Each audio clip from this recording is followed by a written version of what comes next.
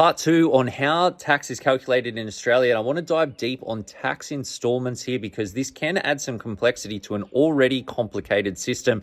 So I wanted to unpack the things that you need to know here. Now, essentially, if you regularly get tax bills, you end up getting one of these friendly letters from the ATO that tells you that they want you to start ponying up quarterly tax installments. Where this commonly happens is that if you consistently or regularly receiving income from sources that are untaxed, so interest income from bank accounts, dividend income from a share portfolio, rental income from an investment property, or through an employer share plan.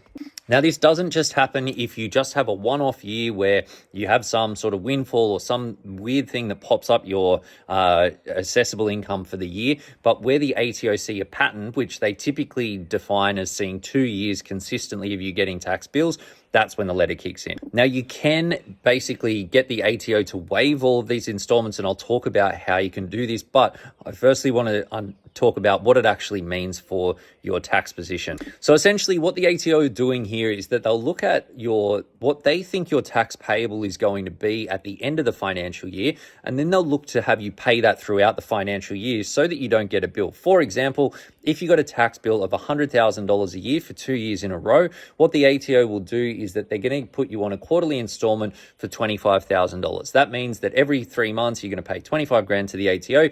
Then at the end of the year where you would have got that 100 grand bill, because you've paid them 100 grand already, that they essentially cancel each other out, and then your tax should be pretty much in line.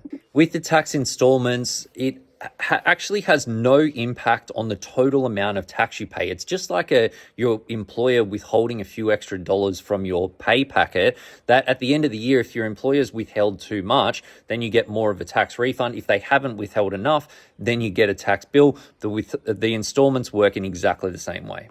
But it does mean you need to hand over the money to the ATO sooner, and so you do need to factor it into your plan. So if you're getting tax installments and then you're trying to figure out how tax is calculated in Australia based on your income, that there's a few things that you need to do. You firstly look at the total income that you've had tax withheld on. Then you look at income that you've received that hasn't had tax withheld on it. You then take away your deductions, and then you take away any installments that you've paid throughout the year. Now, this is where the hack comes in, where you can get your installments cancelled. That if the ATO sends you that letter and you're confident that you're not going to end up with the same sort of tax bill at the end of the year, you can simply write them a letter and tell them why you don't think you need to pay the installment, and they will typically reduce that down to nil. You'll want to make sure that you do definitely communicate with the ATO though, because if you just don't pay your installments, you can get subject to penalty interest and end up in serious hot water.